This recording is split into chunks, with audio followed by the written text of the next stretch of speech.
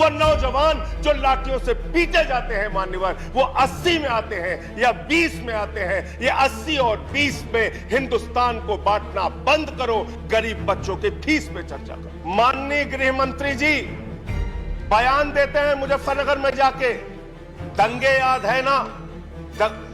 आज पर रूल्स नहीं, मेरे साथ न्याय कीजिए। आज पर रूल्स मैंने आप अरे पाकिस्तान से डराना बंद करो। हम 130 करोड़ हिंदुस्तानी हैं, हम किसी पाकिस्तान से नहीं डरते। अगर भाजपा के लोगों को डर लगता है तो चुनाव प्रचार में निकलना बंद कर दीजिए। सबका साथ सबका विकास का जिक्र किया गया। एक तरफ आप सबका साथ सबका विकास का जिक्र करते हैं, दूसरे तरफ आपके नेता उत्तर प्रदेश के मुख्यमंत्री कहते हैं, आदित्यनाथ जी भाषण देते हैं, यूपी का चुनाव 80 और 20 पर होगा, 80 और 20 पर होगा। ये 80 और 20 क्या है?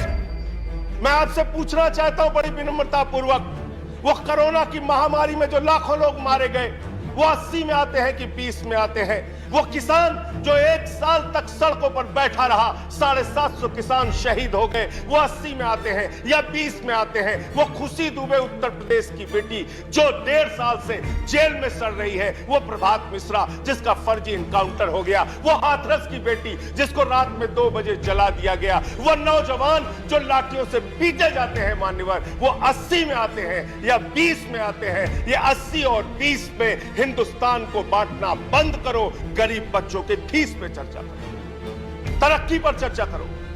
आप किस ओर हिंदुस्तान को लेके जाना चाहते हैं? क्या आप करना चाहते हैं? आपने श्रेष्ठ भारत कहा, 17वें पॉइंट को मैं पढ़ रहा था मतलब श्रेष्ठ भारत, और इस श्रेष्ठ भारत के साथ आप क्या कर रहे हैं?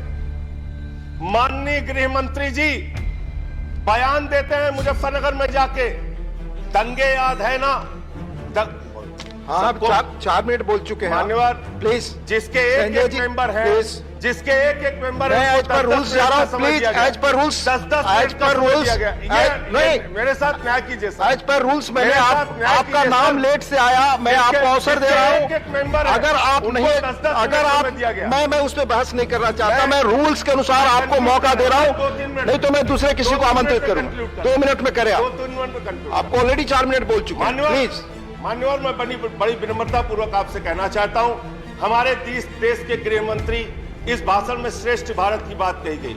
वो भारत श्रेष्ठ है, श्रेष्ठ था, श्रेष्ठ रहेगा, लेकिन उस श्रेष्ठ भारत को आप दिन रात पाकिस्तान से डराते हैं। बिहार का चुनाव होता है, पाकिस्तान से डराते हैं।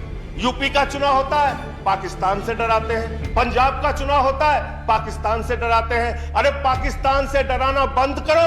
हम 130 करोड़ हिंदुस्तानी हैं, हम किसी पाकिस्तान से नहीं डरते। अगर भाजपा के लोगों को डर लगता है तो चुनाव प्रचार में निकलना बंद कर दीजिए, लेकिन पाकिस्तान की चर्चा चुनाव में मत कीजिए। मान्यवर मैं पूरा भाषण पढ़ रहा था, किसानों का जिक्र आया, गरीब कल्याण योजना का जिक्र आया, आपने उसका बजट न्यूनतम कर दिया। इसका मतलब मार्च तक गरीबों को मुफ्त राशन मिलेगा। चुनाव खत्म, गरीब राशन की योजना खत्म। यह है आपकी योजना।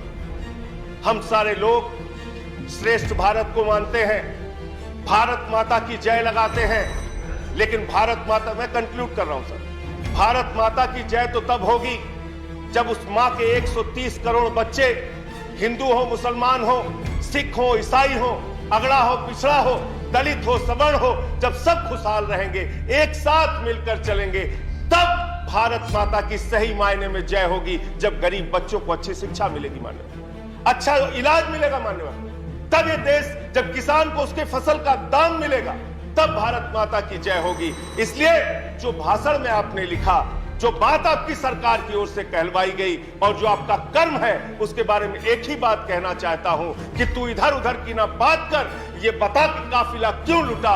मुझे रहजनों से गिला नहीं, तेरी रहबरी पर सवाल है। Thank you. तेरी रहबरी पर सवाल है। थैंक यू माननीय विनय विश्वम जी। अंतिम 1 मिनट सर, मैं खत्म कर रहा हूं सर। 1 मिनट नहीं, आप कंक्लूड करें। अंतिम 1 मिनट में खत्म कर, नहीं 1 मिनट नहीं दे सकते, सॉरी। खत्म कर रहा हूं सर। माननीय विनय विश्वम जी, मैं खत्म कर रहा हूं सर, खत्म कर रहा हूं।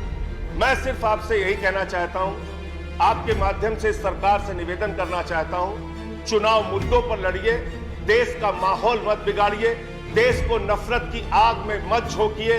देश को इस चुनाव को माननीय विनय विश्वम कराइए। माननीय विनय विश्वम इस please speak, only your speech will go on record.